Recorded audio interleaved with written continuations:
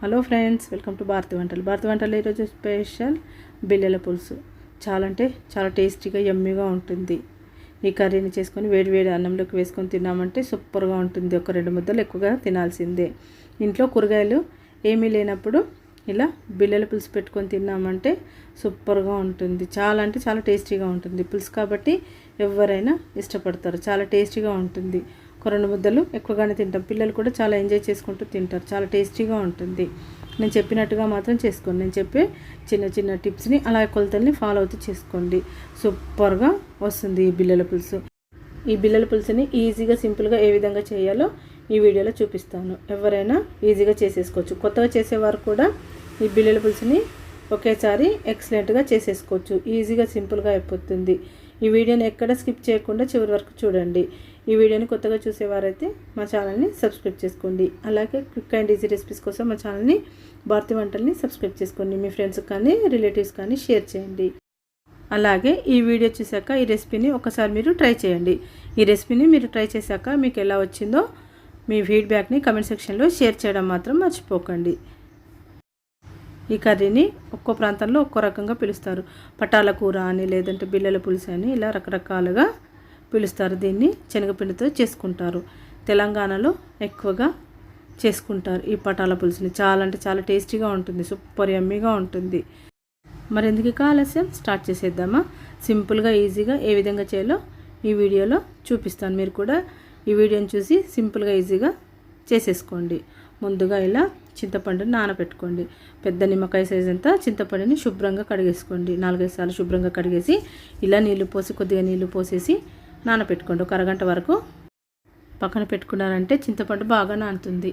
ఇప్పుడు మనము ఒక కప్పు తీసుకుందాం. ఒక కప్పు తీసుకొని ఇందులో శనగపిండి, నేను ఏ కప్పుతోనైతే చూపిస్తున్నానో ఈ కప్పుతో నేను శనగపిండిని తీసుకున్నాను. 1 కప్పు. మీరు గ్లాస్తోనైనా లేదంటే చిన్న గిన్నెతోనైనా మీకు ఏది అవైలబుల్ ఉంటే దాంతో తీసుకోండి. కాకపోతే కొలతలు మాత్రం ఒకే గిన్నెతో, ఒకే కప్పుతో, ఒకే గ్లాస్తో తీసుకోండి. ఏ కప్పుతో అయితే మనం శనగపిండి తీసుకుంటామో అదే కప్పుతో కొలతలన్నింటినీ తీసుకోండి. కరెక్ట్గా వస్తుంది అప్పుడే ఈ కర్రీ. ఇలా ఒక మిక్సింగ్ బౌల్లో ఈ శనగపిండిని వేసేసుకోండి. వేసేసుకున్నాక కారం వేసుకోండి. కారం 1 టీ స్పూన్ వేసుకోండి. ఉప్పు 1.5 టీ స్పూన్ వేసుకోండి. అలాగే పసుపు 1/4 టీ స్పూన్ వేసుకోండి. అలాగే కొద్దిగా వాము వేసుకోండి. 1/4 టీ స్పూన్ అయితే సరిపోతుంది. అలాగే ఇంగువ 1/4 టీ స్పూన్ వేసుకోండి. ఒకవేళ మీకు ఇంగువ నచ్చలేదంటే ఇంగువని స్కిప్ చేసేయండి, వేయకుండా పర్వాలేదు. ఇలా వీటన్నింటినీ బాగా కలిసే వరకు ఇలా విస్కర్తో కలుపుకోండి. విస్కర్తోనైనా, స్పూన్తోనైనా, ఫోర్క్తోనైనా, దేనితోనైనా బాగా కలుపుకోండి. ఇలా బాగా కలిసే వరకు కలుపుకున్నాక ఇందులో కొద్దిగా నీళ్ళని పోసుకుంటూ కలుపుకోండి.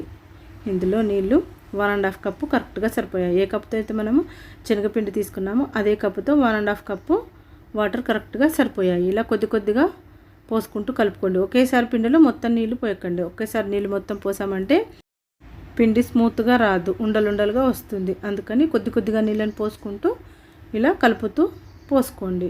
చూడండి, ఇలా స్మూత్గా రావాలి. కరెక్ట్ 1.5 కప్పు సరిపోయాయి నీళ్ళు. మీరు కూడా నేను చెప్పిన కొలతలతో చేసుకోండి. యాస్టీస్గా ఇలా చేశారంటే సూపర్గా వస్తుంది కర్రీ. చాలా టేస్టీగా వస్తుంది. చూడండి, ఇలా బాగా కలిపేసుకోండి. చూడండి, ఇలా ఫ్లోయింగ్ కన్సిస్టెన్సీ ఉంటే సరిపోతుంది. చూడండి, ఇలా జారుడుగా ఉండాలి, గంట జారుడుగా ఇలా కలుపుకోండి. మరీ ఎక్కువగా నీళ్ళని పోయకండి. ఇలా అయితే కరెక్ట్గా సరిపోతుంది. ఇలా మరొకసారి బాగా కలిపేసుకొని పక్కన పెట్టేసుకుందాం. ఇలా స్మూత్గా చేసేసుకొని ఇప్పుడు ఒక కడాయి తీసుకొని అందులో ఈ కలిపెట్టుకున్న బ్యాటర్ని మొత్తం పోసేసి స్టవ్ని వెలిగించండి. స్టవ్ని ముందుగా వెలిగించకండి. ఈ బ్యాటర్ మొత్తం కడాయిలో పోసాక స్టవ్ని వెలిగించండి. స్టవ్ని వెలిగించి ఇలా కలుపుతూ ఉండండి. స్టవ్ని మీడియం ఫ్లేమ్లో పెట్టేసి బాగా ఉడకనివ్వండి. ఇలా కంటిన్యూస్గా కలుపుతూనే ఉండండి, లేదంటే ఉండల్లాగా అడుగున పిండి మొత్తం అతుక్కపోతుంది, ఉండలుగా అవుతుంది. చూడండి, ఇలా స్టిక్కీగా అవుతుంది. అందుకని కలుపుతూ ఉండండి. ఇప్పుడు అది ఉడికేంతలోపు మనము ఒక పళ్ళెం తీసుకొని అందులో కాస్త ఆయిల్ని ఎక్కువగానే వేయండి. అబ్బాయి ఇంత ఎక్కువగానా అనుకుంటున్నారా? కాస్త ఎక్కువగానే వేస్తే ఈజీగా మనకు ఊడొస్తాయి ఈ పీసెస్. ఇలా ఆయిల్ వేసాక చేత్తో మొత్తం పళ్ళెం మొత్తం స్ప్రెడ్ చేయండి ఆయిల్ని. ఇప్పుడు ఆ పళ్ళెని పక్కన పెట్టేసుకొని ఇలా కంటిన్యూస్గా మనము ఈ శనగపిండి బ్యాటర్ని బాగా కలుపుతూ ఉందాం. చూడండి, ఇలా కలుపుతూ ఉండగానే ఇలా గట్టి పడిపోయింది. ఒక 5 మినిట్స్లో ఇలా గట్టిగా అయిపోతుంది. కాస్త గట్టిగా అయ్యే వరకు కంటిన్యూస్గా కలిపేసి స్టవ్ను ఆఫ్ చేసేసి ఇప్పుడు మనం ఆయిల్ స్ప్రెడ్ చేసి పెట్టుకున్నాం కదా, ఆయిల్ పోసేసిన పళ్ళెం ఉంది కదా, ఆ పళ్ళెంలోకి ఈ బ్యాటర్ని మొత్తం వేసేసుకుందాం. ఉడికించిన బ్యాటర్ని వేసేసి ఇలా ఒక స్పూన్తోనైనా లేదంటే చేత్తోనైనా ఈవెన్గా స్ప్రెడ్ చేయండి. ఇలా స్పూన్కి కాస్త ఆయిల్ని అప్లై చేసి ఇలా స్ప్రెడ్ చేయండి. లేదంటే చేతికి ఆయిల్ని కొద్దిగా అప్లై చేసి చేత్తో ఈవెన్గా స్ప్రెడ్ చేసుకోండి. చూడండి, ఇలా ఈవెన్గా స్ప్రెడ్ చేసేసుకోండి. చూడండి, ఇలా బాగా స్ప్రెడ్ చేసి పక్కన పెట్టేసుకోండి. ఇది ఒక అరగంట పాటు పక్కన పెట్టుకోండి. అరగంట పాటు పక్కన పెట్టుకున్నారంటే బాగా ఆరిపోతుంది. అప్పుడు మనం ముక్కలుగా కట్ చేసుకుంటే ఈజీగా ఊడొస్తాయి. అందుకని అరగంట పాటు పక్కన పెట్టేసుకుందాము. ఇప్పుడు మనము ఆల్రెడీ నానబెట్టుకున్న చింతపండు ఉంది కదా, దాని నుండి మనం చింతపండు రసాన్ని తీసుకుందాము. చింతపండు రసాన్ని తీసుకొని పక్కన పెట్టేసుకోండి. ఇప్పుడు అరగంట అయ్యింది. అరగంట తర్వాత చూడండి, బాగా ఆరిపోయింది పిండి.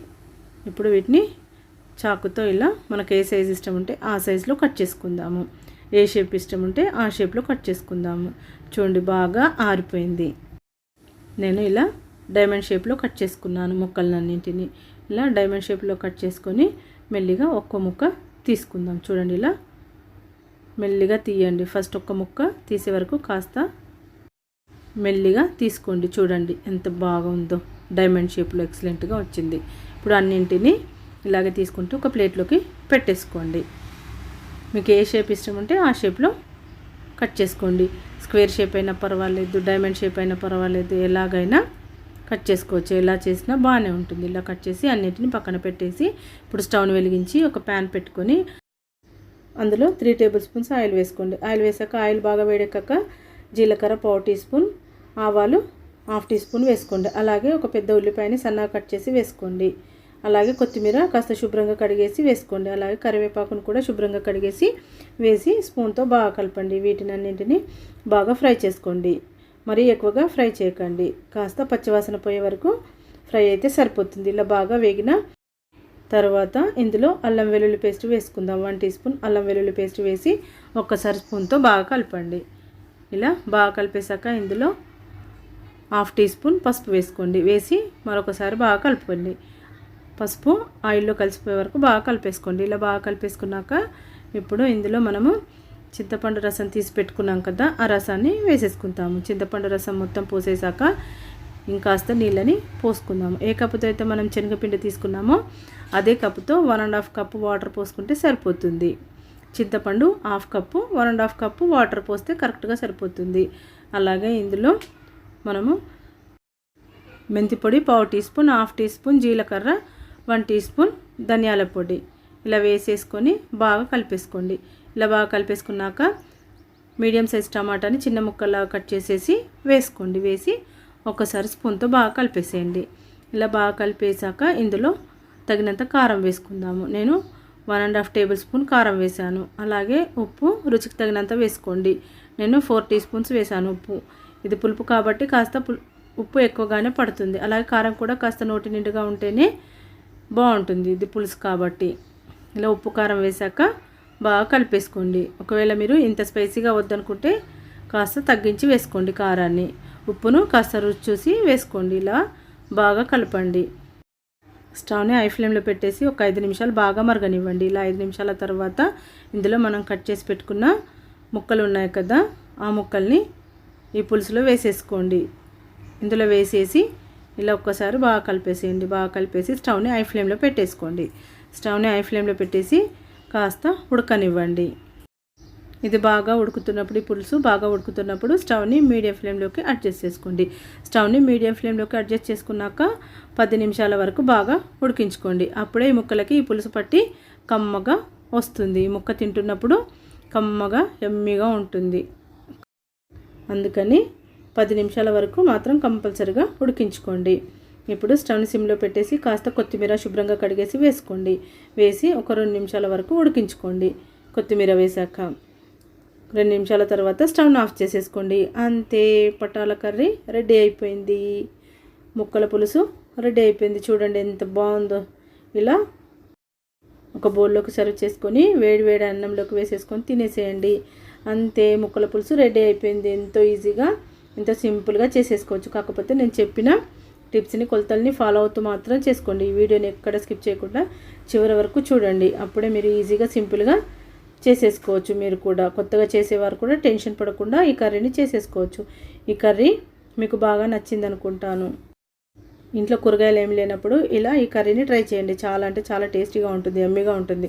పిల్లలు కూడా చాలా ఎంజాయ్ చేసుకుంటూ తింటారు. ఫ్రెండ్స్, మరిన్ని మంచి మంచి వీడియోస్తో మళ్ళీ కలుద్దాం. Thank you for watching friends.